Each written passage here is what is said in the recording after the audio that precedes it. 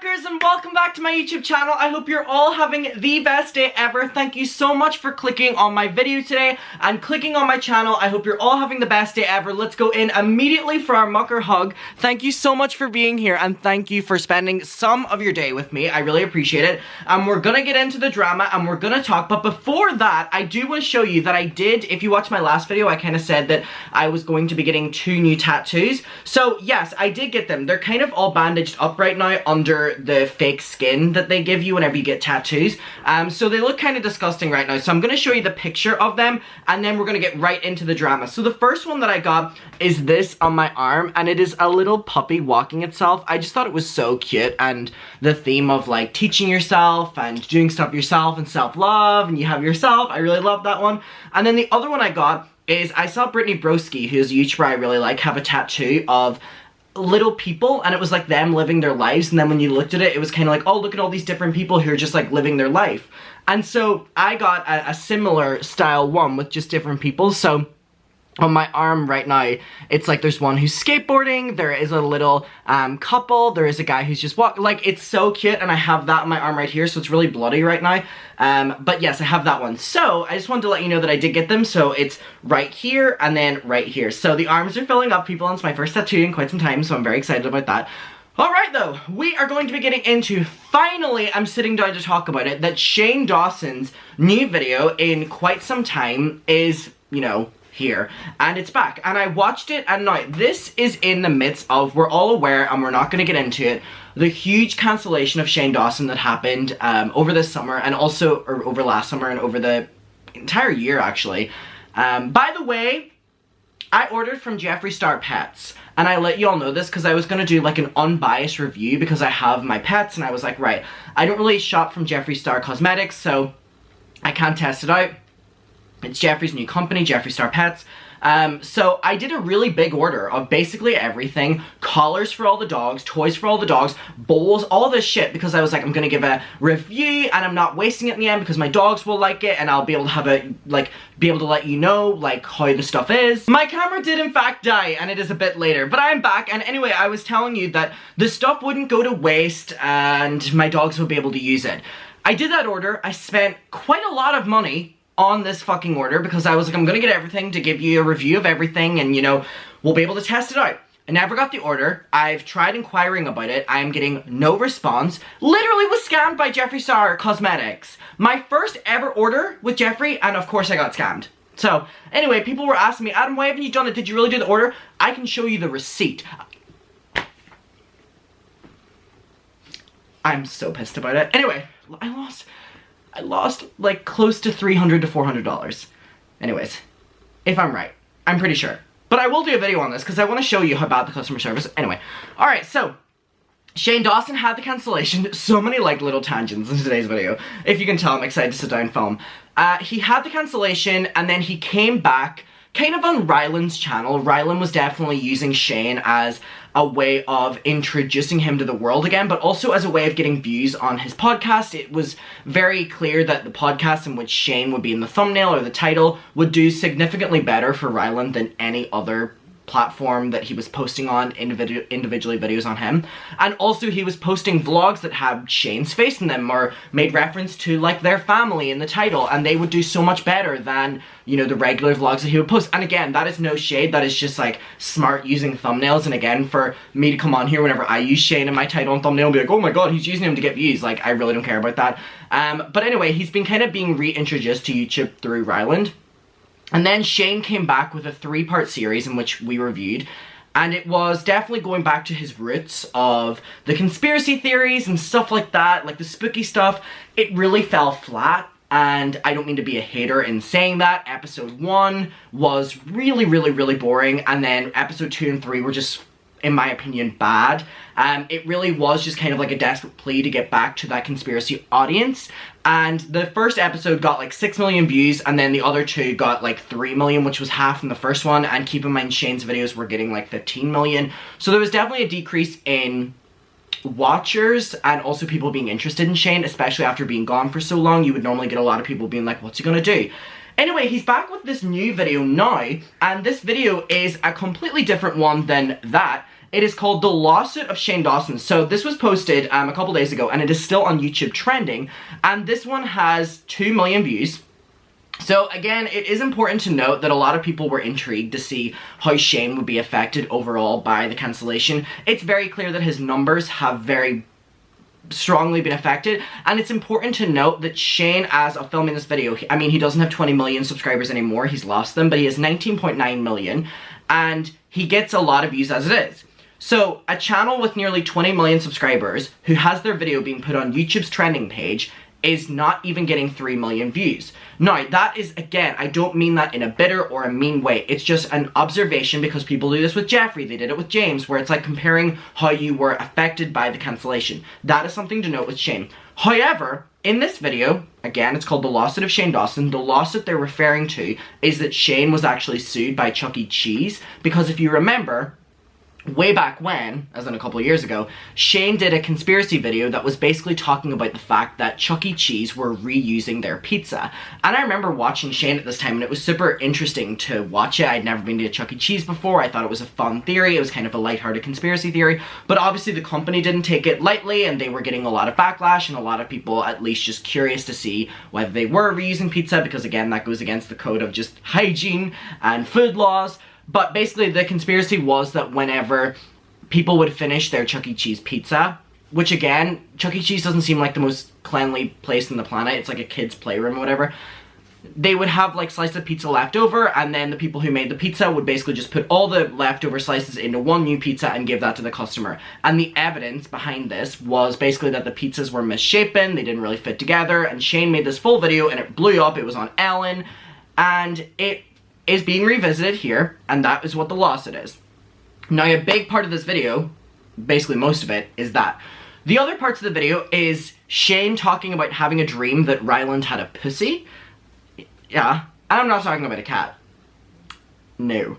A lot of this video is literally Shane talking about the sexual dream that he had with Ryland. And the other part of the video is Shane talking about, like, almost like sexual fantasies with his video guy that make Ryland really uncomfortable visually, and Ryland saying that it makes him uncomfortable. I think the guy's called Chris, or maybe that's Jeffree's one. I don't know, they're all blending into one. But yeah, Shane is kind of making like sexual jokes like with the video guy, and like kind of including both of them, and it's just really weird. But I do need to say that the video guy did a much better job. It's not Andrew anymore. The video guy on this video did a much better job than the previous videos. He's not like being interrupting of the video like he was before, and whenever I don't kind of notice the guy who's behind the camera, I can kind of still believe that it's Andrew, who I loved and still love. I mean, I don't know what he's doing now. And then the other part of the video, which we're going to be talking about now, is Shane says that he went to one of the psychics, and he was very skeptical about it, and blah blah blah blah blah. He talks about all these different things, and one of the main things was the psychic said that he needs to use his voice, which is ironic because that's been the thing that has been getting him in trouble for so long. A psychic told him to start using his voice for a new thing that will fulfill him. And then Shane said right before that he had a vision that he really wants to do a podcast, and I love that he was describing this in a way that was like the most,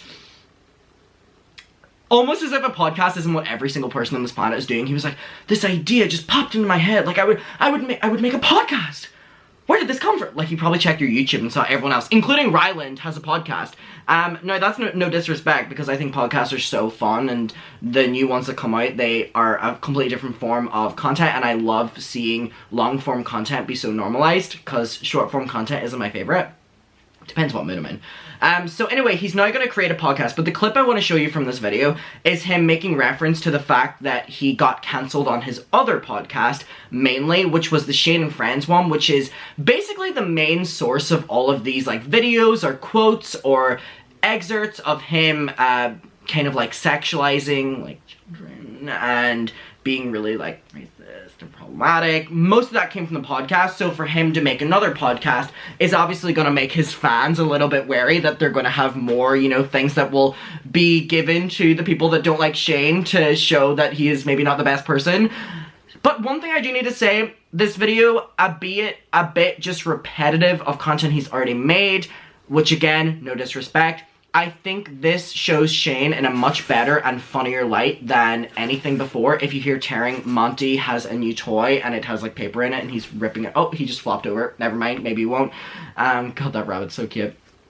But this content is a lot more reminiscent of a good side of Shane, and I mean, he's been gone now for so long, and it's interesting, you know, whenever someone gets cancelled, one of the main things from people who aren't just like asking for them to be deplatformed is for them to take a break and come back and reevaluate things. And I mean, Shane has done that, and I think it would be hypocritical for me to not acknowledge that. I think a person who didn't do that is Jeffree. I think Shane, you know, left. I mean, he was promoting his merchandise and he was back on Instagram and he was in Ryland's vlogs, but I mean, on his channel he took a very extended break and his numbers have obviously been affected by that, but he did do it. Alright, here's the clip of him talking about the podcast and making reference to his old podcast and what he wants to do moving forward, and that he's grown from it, which he says every couple weeks. Okay, what's next? Yeah, let's go. Oh, that's right. Okay, so I've been feeling very excited about life and wanting to be creative and wanting to do new things. And I know this is a bad idea, but I think that maybe I want to do a podcast. So we were on the road trip from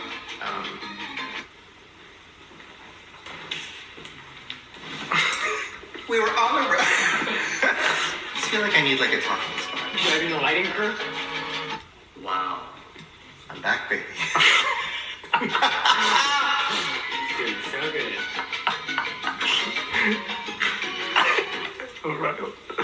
He gets to it, don't worry. Ryland? What is that?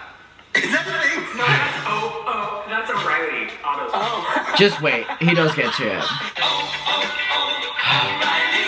I was like, did we just figure out your theme song? Alright, here we go with the podcast. On theme. People say I can't keep on topic. Okay, anyways.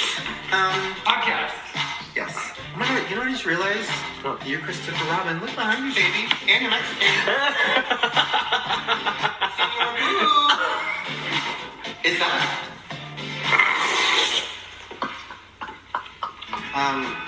By the way, in my dream, your vagina? Kinda. All right, so let's skip a little bit forward to him talking about the podcast, but as you can see, I wasn't joking about him talking about Ryland having a pussy. This is a lot of what the video is, so something to know. I actually heard Chamberlain coffee makes your vagina. Something to know. Alright, here we go. Oh my god. Flex, show. Oh my god, I can't. Okay, sorry, I'm just trying to literally skip past all of the fucking pussy part. Okay, here we go. Here's the next idea! Wait, I already said it. A podcast. We should have Lori. But here's the thing. The reason I want to do a podcast is we were on the road back from Colorado. We were listening to a podcast, and I don't know, I had a moment where backstory, and I'll make it fast. I had a psychic reading right before I got COVID. And in the psychic reading, I tested her a lot. Guys, I'm not saying that a lot of psychics are fake, but they are. But what I'm saying is, if you have abilities yourself, test them a little bit. What I did was, in my head, while she was talking, I would talk to my spirit guide. I look crazy. Sorry. Whatever, I don't care. I was talking to my spirit guide. His name is Christopher! Is he really? Yes. Oh, so I did get the name of the video guy right. Wow. Look at me remembering things. Alright. Anyways, I'm talking to Christopher, you know, my goddess. And Could you imagine being Shane's spirit guide? Woo! That's a heavy load to take on. The amount of cancellations to mentally go through, the holding back offensive jokes that would get him in trouble. Ooh! That is a big workload. well, thank you. I think it's because I have like an actual like imbalance in my head because I have a lazy eye, and sometimes when I look a certain way, I look like it. And people have screenshotted it and been like, cancel it, like, you know. Anyways, right, my crooked eyes. What's it about? I'm a psychic. So, anyways, so I was testing her, right? Like in my head, I'd be like, okay, spirit guide, tell her that I want to talk about finances, and then she'd be like, the spirit is telling me, oh, okay, it's about money, your fear of losing your money. And I was like, whoa, she's real. And then I was like, okay, tell her to talk to me about suicide. And then she started Fear of losing money is a good one because, I mean, that was definitely apparent during the cancellation. There was merchandise sales every fucking week. like crying. And she was like, and she recorded the whole thing. I shouldn't put it, that'd be weird. Maybe I will, I don't know. But she started crying, and then she was like, I don't know why, but oh, okay, sorry, this is emotional, but it's about suicide. And I was like, no, she's fucking real, dude. This is real. What could be more fulfilling than giving back to those in need. So remember that, we just tapped into the suicidal stuff that you went through. I got goosebumps. It was crazy. But in that conversation, Here we go, by the podcast. It was so life-changing. It was amazing. And she brought up, at the time I had COVID and my throat was really fucked up. I couldn't talk for like a week. And she was like, your throat is communication. And the spirits are telling me that you need to use that this year. And right now you're taking a rest. You're resting your throat and getting ready for Christopher. And I said, whoa, crazy. Can our throats tight? Like, is that Again, the humor has stayed the same. throat? The humor has stayed the same. I guess you can just make it tighter with your... Fine. I'm losing you. Anyway, so she brought up communication and she's like, your next chapter involves movies and this and that. She had all these things and she goes, I mean, she didn't say they'd be good, but you know, whatever. At least it might happen. And then she goes, and communication. If you can channel your communication with something you're passionate about, helping people and talking to people, like that'll be great for your soul. And then she goes, and that idea will come and it'll hit you like a ton of bricks and it'll be random and it'll hit you. And then on the way back to Colorado, I was like, I think I want to do a podcast. Like, I think I want to interview people. I think I want to do that again. I did it for like 7 years. Here we go. And I loved it. I mean, it ruined my life. But that was a different person. Like, I wouldn't say offensive things. Oh, I hate when people refer to themselves to a different person. Can we normalize that you can literally grow as a person and you can say that, you know, oh, I did stuff back then and I don't stand with that now. You don't identify as two different people to get out of stuff. But anyway, he's saying that it ruined his life, the other podcast. Things or do any of that anymore. Oh, God. Back to everything I said in this video. No.